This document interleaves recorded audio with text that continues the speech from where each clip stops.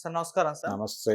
Sir ఈ సంక్రాంతికి 'రామ్ చరణ్' గారి 'గేమ్ చేంజర్' మూవీ, బాలకృష్ణ గారి 'డాకు మహారాజ్' అండ్ వెంకటేష్ గారి 'సంక్రాంతికి వస్తున్నాం' సినిమాలు రిలీజ్ కాబోతున్నాయి. అవును. అయితే ఈ ముగ్గురు హీరోల సినిమాలే 2019 సంక్రాంతిలో కూడా రిలీజ్ అయ్యాయి సార్. అప్పుడు ఆ 3 సినిమాలు, ఈ ముగ్గురు హీరోల సినిమాలు ఆడియన్స్‌ని భయపెట్టేసాయి.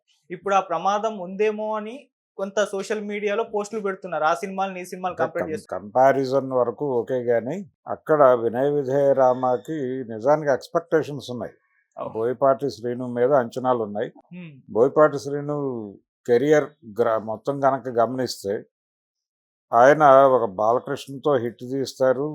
బయటికెళ్ళి ఇంకొక పెద్ద హీరోకి ఫ్లాప్ ఇస్తారు అనేటువంటి, మళ్ళీ వెనక్కొచ్చి బాలకృష్ణతో హిట్ తీసి మళ్ళీ ఆయన మార్కెట్‌లోకి బౌన్స్ బ్యాక్ అవుతూ ఉంటాడు. ఇది ఆయన కెరియర్‌లో ఎక్కువ కనిపిస్తుంది కానీ, ఆ టైంలో 'సరైనోడు' అనేటువంటి సక్సెస్ మీదుగా ఆయన 'వినయ విధేయ రామ'కెళ్ళాడు. వెళ్ళిన తర్వాత అది రకరకాలుగా ఆ సినిమా ఆడియన్స్‌ని ఇబ్బంది పెట్టింది. రెండోది, స్క్రీన్ ప్లే చాలా హెరాస్మెంట్ ఉంటుంది. హ్మ్. స్క్రీన్ ప్లే పరంగా ఏ సన్నివేశం చూస్తున్నాము అనేది జనాలకు కన్‌ఫ్యూజన్. అలాగే ఆయన అంటే 3, 4 డిఫరెంట్ టైమ్ లైన్స్‌లో ఉన్న కథల్ని ఒకే టైమ్ లైన్ మీదకి తీసుకొచ్చి నడిపినా గానీ, హ్మ్. జనాలంత కన్‌ఫ్యూజ్ అవ్వరు. ఓకే. కానీ ఆ సినిమాలో ఆయన స్క్రీన్ ప్లేలో ఫ్లాష్ బ్యాక్‌కెళ్తూ ఉంటాడు, వెనక్కొస్తూ ఉంటాడు. ఏ సీన్స్ ఎక్కడ నడుస్తున్నాయనేది కూడా ఆడియన్స్‌కి అర్థం కాని పరిస్థితిలోకి తీసుకెళ్ళాడు బోయపాటి. అంటే ప్రతిదీ ఎలివేషన్ మీద వెళ్ళిపోతే సరిపోతుంది, వర్కౌట్ అయిపోతుంది అన్నటువంటి హ్మ్. ఒక మోస ధోరణిలో నడుస్తుంది సినిమా. హ్మ్. ఇది ఆడియన్స్‌ని ఇబ్బంది పెట్టి ఆహాకారాలు చేసి నమస్కారం పెట్టేశారు ఆయనకి, బోయపాటికి. ఓకే. అది బోయపాటి ఫెయిల్యూర్ తప్ప రామ్ చరణ్ ఫెయిల్యూర్ అని అనలేము. హ్మ్. ఏదేమైనప్పటికీ దాదాపు అదే పరిస్థితి. ఇక్కడ కూడా బోయపాటి ఇమేజు ఆ సినిమాకి ఒక రకంగా హెల్ప్ అయింది. ఓపెనింగ్స్‌కి రామ్ చరణ్, బోయపాటి కాంబో అనేది వర్కౌట్ అయింది. ఆడియన్స్‌లో ఒక స్పెక్యులేషన్ క్రియేట్ చేయగలిగింది. కానీ ఇక్కడ పరిస్థితి వేరు.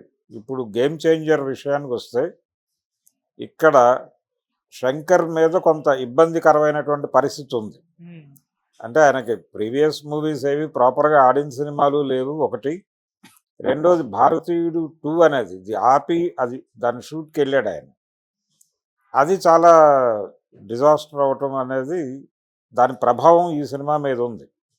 ఓపెన్‌గానే చాలామంది మాట్లాడేస్తున్నారు ఆల్రెడీ. అంటే సీనియర్ ప్రొడ్యూసర్లు కూడా వద్దంటున్నా శంకర్‌తో సినిమా అనుకున్నాడు దిల్ రాజు. అది చాలా ఆత్మహత్య సదృశ్యం అన్న లెవెల్‌లో మాట్లాడేసిన వాళ్ళు ఉన్నారు. అయితే ట్రైలర్ చూడటం ద్వారా కొంత ప్రపంచానికి హోప్ వచ్చింది 'గేమ్ చేంజర్'కి సంబంధించి. హ్మ్. అంటే ట్రైలర్సు, పాటలు ఏవి కూడా మరీ అంత ఇబ్బందికరంగా అయితే లేవు. ఓకే. ట్రైలర్ అంటే నిన్న రిలీజ్ అయినటువంటి ట్రైలర్ కూడా కొంత హోప్ ఇచ్చే పద్ధతిలోనే ఉంది. హ్మ్. ఇది 'వినయ విధేయ రామ' అయ్యే పరిస్థితి అయితే కనిపించడం లేదు. హ్మ్. అయితే జనాల్లో బజ్ లేదు ఈ సినిమా మీద. అది ఓహ్! వాస్తవం. హ్మ్. ప్రతి వాళ్ళు వెయిట్ అండ్ సీ అన్న పద్ధతిలోనే ఉన్నారు. అది థియేటర్స్‌లోకి వచ్చిన తర్వాత, షో పడిన తర్వాత టాక్ స్ప్రెడ్ అవ్వాల్సిందే తప్ప, ప్రస్తుతానికైతే సస్టైన్ చేసింది. జనాల్లో ఉన్నటువంటి అభిప్రాయాలని, ఏమో ఈ సినిమా ద్వారా మళ్ళీ శంకర్, పాత శంకర్ కనిపిస్తాడేమో అనేటువంటి ఒక హోప్ అయితే క్రియేట్ అయింది. హ్మ్. ఈ హోప్ మీదే గేమ్ నడపాలి రేపు. అది దీని పరిస్థితి. ఓకే. బాలకృష్ణ గారి పరిస్థితి ఏంటంటే, అప్పుడు కథానాయకుడు అనేది ఎన్టీ రామారావు గారి బయోపిక్ అన్న పద్ధతిలో తీశారు వీళ్ళు. హ్మ్. కథానాయకుడు, మహానాయకుడు అని 2 భాగాలుగా తీశారు. అది మొదట అనుకున్నది రామ్ గోపాల్ వర్మతో. రామ్ గోపాల్ వర్మతో చేయాలనుకున్న ప్రాజెక్టు హ్మ్. స్క్రిప్ట్ దగ్గర కొన్ని ఇబ్బందులొచ్చి, అంటే ఎలా తీయాలి అన్న దగ్గర వీళ్ళకొక స్కీమ్ ఉంది. ఆయనకొక స్కీమ్ ఉంది. ఈ 2 స్కీమ్స్ వీళ్ళ ఐడియాలజీస్ వర్కౌట్ అవ్వక ఆయన వెళ్ళిపోయాడు. హ్మ్. ఆ తర్వాత తేజ దగ్గరికెళ్ళింది. తేజని అనౌన్స్ చేశారు. తర్వాత తేజకి కూడా నడవలేదు అది. ఫైనల్‌గా క్రిష్ వచ్చి కూర్చున్నాడు. క్రిష్‌తో ఆ సినిమాని వర్కౌట్ చేశారు. వాళ్ళు చెప్పిన పద్ధతిలోనే సినిమా నడిచింది. హ్మ్. ఆ సినిమా వెనకాల రామారావు గారి జీవితాన్ని చెప్పాలి అనేటువంటి తపన కంటే కూడా, హ్మ్.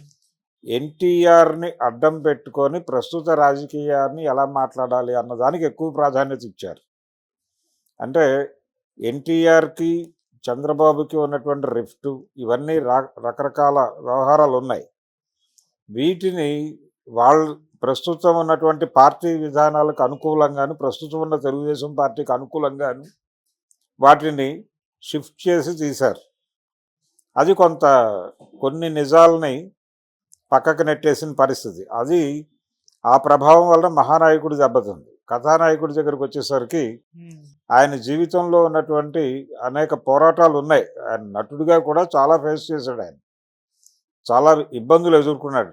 చాలామందితో యుద్ధం చేయాల్సినటువంటి పరిస్థితులు దాపురించినాయి. అలాగే ప్రధానంగా ఈ సినిమాలో ఒక గందరగోళం ఏంటంటే, మెడ్రాస్ నుంచి ఇక్కడికి ఇండస్ట్రీని తీసుకురావడానికి వాళ్ళిద్దరూ సుముఖంగానే ఉన్నారు. రామారావు, నాగేశ్వరరావు వాళ్ళిద్దరూ కలిసి కృషి చేశారు అన్న పద్ధతిలో నడుస్తుంది. కానీ అలా జరగలేదు. నాగేశ్వరరావు గారు వచ్చింది ఎప్పుడో, ఆయన ఇక్కడికి వచ్చి సెటిల్ అయిపోయాడు. ఆయన రావడానికి కారణం వేరు. ఆయన సినిమా పరిశ్రమను ఇక్కడికి తీసుకురావాలనే ప్రోగ్రాంతో రాలా. ఆయనకి తమిళ హీరోలతో ఏర్పడినటువంటి వివాదాలని ఆ బ్యాక్డ్రాప్లో ఆయన బైలింగ్వల్స్ చేసేవాడు. రెగ్యులర్గా బైలింగ్వల్స్ ఆపేసి వచ్చేసాడు ఇక్కడికి. వచ్చిన తర్వాత ఇక్కడ ఎస్టాబ్లిష్ అవ్వాలనుకున్నాడు. ఆ ప్రయత్నాల్లో ఆయన ఉన్నాడు. దీన్ని సినిమాలో ప్రాపర్గా ప్రొజెక్ట్ చేయాల. రెండోది, రామారావు గారికి ఇండస్ట్రీ ఇక్కడికి వచ్చేయాలనేటువంటి ప్రోగ్రాం లేదు. ఆయన చాలా ఖచ్చితంగా హైదరాబాద్ ముఠా అని పిలిచేవాడు. ఆయన గుమ్మడి గారు చాలా ఇంటర్వ్యూల్లో చెప్పాడు, ఏమిటి హైదరాబాద్ ముఠా విశేషాలు, మీరు గత వారం రోజుల నుంచి హైదరాబాద్లో ఏదో షూటింగుల్లో ఉండొచ్చినట్టున్నారు అనేవాట ఆయన రామారావు గారు. ఓకే. అందుకని ఆయనకి అంటే ఇన్ఫ్రాస్ట్రక్చరల్ ప్రాబ్లమ్స్ ఉన్నాయి ఇక్కడ కాబట్టి మెడ్రాస్లో ఉంటే తక్కువ డబ్బుల్లో పని అయిపోతుంది అనే ఉద్దేశం ఆయనకి మాత్రమే కాదు, రంగారావు గారికి కూడా ఉండేది. వాళ్ళిద్దరూ ఆ విషయంలో ఒకటే. ఇలాంటివి కొన్ని వీళ్ళు ఇంకో పద్ధతిలో తీశారు. అవి తెలిసిన వాళ్ళు ఉన్నారు ఇప్పటికీ. రామారావు గారి జీవితం అందరికీ తెలుసు. ఆ తెలిసిన దాన్ని తెలిసిన పద్ధతిలో కాకుండా ఇంకొక పద్ధతిలో తీశారు వాళ్ళు. ఓకే. దాంతో ఆ సినిమా ఆడియన్స్ని అట్రాక్ట్ చేయలేకపోయింది. చాలా ఇంట్రెస్టింగ్ ఎలిమెంట్స్ ఉన్నాయి ఆయన లైఫ్లో. వాటిని ప్రాపర్గా చెప్పుంటే సినిమా పెద్ద సక్సెస్ అయ్యేది. ఇప్పటికీ అవకాశం ఉంది. ఇప్పటికీ ఎన్టీఆర్ లైఫ్లో ఉన్నటువంటి డ్రామాని ఆయన ఎవరెవరితో ఎలా ఘర్షణలు పడ్డాడు అనే దాన్ని ఎస్టాబ్లిష్ చేస్తూ సినిమా చేయగలిగితే, అలాగే ఆయన తీసిన ప్రతి సినిమా వెనకాల ఆయన సంసార్తో దాదాపు 6 సినిమాలతో యుద్ధం చేశాడు. అవేవీ ఉండవు సినిమాలో. ఆయన కోడలుద్దిన కాపురం సినిమా అప్పుడు సాయిబాబా కల్ట్తో ఆయన డీల్ చేసిన పద్ధతులు, అలాగే ఆయన సీతారామ కళ్యాణం సినిమా లాంటిది టేకప్ చేయటం వెనకాల ఆయన ప్రదర్శించిన సాహసం, ఆయన డైరెక్టర్గా కార్డు వేసుకోడు. ఆ సినిమాకి పాండవీయం వరకు డైరెక్టర్గా కార్డు వేసుకోడు. ఓకే. దాని వెనకాల ఉన్న రీజన్స్ వీటిని ప్రాపర్గా ఎస్టాబ్లిష్ చేస్తుంటే సినిమా ఆడేది. అది జరగకపోవడం వలన కథానాయకుడు అనేది డిజాస్టర్గా మారింది. ఆయన లైఫ్ అంటే వడ్డించిన విస్తరి ఆయన జీవితం అన్నట్టుగా చూపించాడు సినిమాలో. అది కాదు. ఆయన చాలా కష్టపడ్డాడు చిన్నప్పటి నుంచి. ఆ కష్టం ప్రాపర్గా ప్రొజెక్ట్ కాలేదు అనేది కోపం ఆడియన్స్కి. అలా ఆ సినిమా అయితే ఈ 2 సినిమాలు 2 విధాలుగా, ఇది ఓపెనింగ్స్ వచ్చి ఆగిపోయింది. Vinaya Vidheya Rama morning show collections వరకే మాత్రమే పరిమితం అయిపోయింది. స్టార్ హీరోలకి సినిమా దారుణంగా ఉంది అనే మాట బయటకు వచ్చాక సస్టైన్ చేయటం ఇబ్బంది అనేది ఉండదు అని అనుకుంటారు, కానీ కొన్ని సందర్భాల్లో జరుగుతుంది. అలాంటి అరుదైన సందర్భాల్లో వినయ విధేయ రామ ఒకటి. జానీ సినిమాకి జరిగింది అలాగే, రజనీకాంత్ బాబా గారి సినిమాకి జరిగింది అలాగే, ఆచార్యకి జరిగింది. ఆచార్య పర్లేదు 2-3 డేస్ సస్టైన్ అయింది. మరీ అంత దారుణమైనటువంటి పరిస్థితుల్లో నిష్క్రమించలేదు. ఆచార్య పర్వాలేదు. ఓకే. అయితే జానీకి వెరీ ఫస్ట్ డే సెకండ్ షోకి జనం లేని పరిస్థితి చూశాడు వాళ్ళు. వినయ విధేయ రామాకి అది చూశాడు ఆయన, రామ్ చరణ్. కాబట్టి ఆ 2 సినిమాలు పక్కన పెడితే వీటి వలన, ఇవి వేసిన నెగిటివ్ ఇంపాక్ట్ వలన F2 నడిచిపోయింది, వర్కౌట్ అయింది. ఇప్పుడు మళ్ళీ అదే కాంబో వస్తుంది. అనిల్ రావిపూడి, వెంకటేష్ వాళ్ళే. కాకపోతే ఈ సినిమాలో ఆ సినిమాల్లో ఆయనతో పాటు నడిచినటువంటి వరుణ్ తేజ్ లేడు. వరుణ్ తేజ్ లేడు. 2 హీరోయిన్లు, సెటప్, వ్యవహారం టోటల్గా అనిల్ రావిపూడి తరహా సినిమాగానే కనిపిస్తుంది. Entertainment, um, out and out entertainment మీద కథ నడిపించేద్దాం, పండక్కి బాగుంటుంది అనేది ఒకటైతే, ఆయనకు ఒక లాస్ట్ సంక్రాంతి బ్యాడ్ ఎక్స్పీరియన్స్ ఉంది వెంకటేష్కి. ఉమ్, సైంధవ్ అనేటువంటి సినిమాతో ఆయన ఒక యాక్షన్ హీరోగా తన పాత ఇమేజ్ని వర్కౌట్ చేద్దామని ట్రై చేశాడు, అది ఫెయిల్ అయింది. దాంతో వద్దు, తను ఎంటర్టైనింగ్ హీరోయిజం నమ్ముకోవడమే బెటర్ అనే ఉద్దేశంతో ఇప్పుడు ఈ సినిమాతో మళ్ళీ బౌన్స్ బ్యాక్ అవుదామని ట్రై చేస్తున్నాడు. ఉమ్, అది సక్సెస్ అవ్వచ్చు. ఇప్పుడు కూడా ఆ మ్యాజిక్ అప్పుడు సక్సెస్ అయింది, ఇప్పుడు కూడా సక్సెస్ అయ్యే ఛాన్సెస్ ఉన్నాయి. ఉమ్, అయితే ఆ రోజునున్నటువంటి కథానాయకుడి పరిస్థితి ఇప్పుడు డాకు మహారాజుకు లేదు. ఓకే. ఎందుకంటే బాబీ ఏమిటో అందరికీ తెలుసు. ఉమ్, వాల్తేరు వీరయ్యతో తను ఎటువంటి సబ్జెక్ట్ అయినా పర్టికులర్గా వింటేజ్ హీరోలని ఎలా ఈ జనరేషన్ ఆడియన్స్కి కనెక్ట్ చేయాలి అనే దానిలో అతనికి కొంత అవగాహన ఉంది అనేది వాల్తేరు వీరయ్యతో అర్థమైంది. వింటేజ్ హీరో మెరిట్స్ ఏమిటి, డిమెరిట్స్ ఏమిటి, అంటే వాళ్ళని ఇప్పుడు జనరేషన్కి కనెక్ట్ చేయడానికి దేన్ని వాడాలి అనేది తమిళ డైరెక్టర్లు చెప్పారు ప్రపంచానికి. దాన్ని పట్టుకున్నారు. దాన్ని పట్టుకుని, అంటే రజనీకాంత్తోనూ కమల్ హాసన్తోనూ వాళ్ళు వర్కౌట్ చేసిన స్టైల్ ఒకటి ఉంది. ఉమ్, విక్రమ్ కావచ్చు, అలాగే జైలర్ కావచ్చు, ఈ సినిమాల్లో వాళ్ళు వర్కౌట్ చేసిన స్టైల్ ఒకటి ఉంది. ఆ స్టైల్ని పట్టుకొని ఫాలో అవుతూ వాల్తేరు వీరయ్య డిజైన్ చేశాడు. ఈయన వింటేజ్ హీరోని ఈ జనరేషన్ హీరోకి కనెక్ట్ చేయాలి అంటే ఏ రకంగా వెళ్ళాలి స్క్రిప్ట్ అనేది తను సక్సెస్ఫుల్గానే ఎగ్జిక్యూట్ చేయగలిగాడు అది. సో ఇప్పుడు అదే భరోసా ఉంది.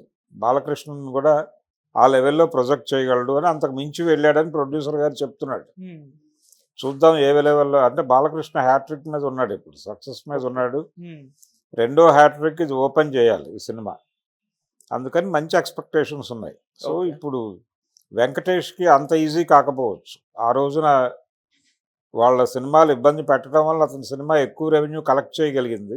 ఉమ్, ఈసారి వీళ్ళ సినిమాలు కూడా బలంగా నిలబడే పరిస్థితి ఉంది. ఓకే. ముగ్గురు వస్తున్నారు మళ్ళీ, కానీ ఈసారి అది రిపీట్ అవుతుంది అనే వాతావరణం అయితే లేదు.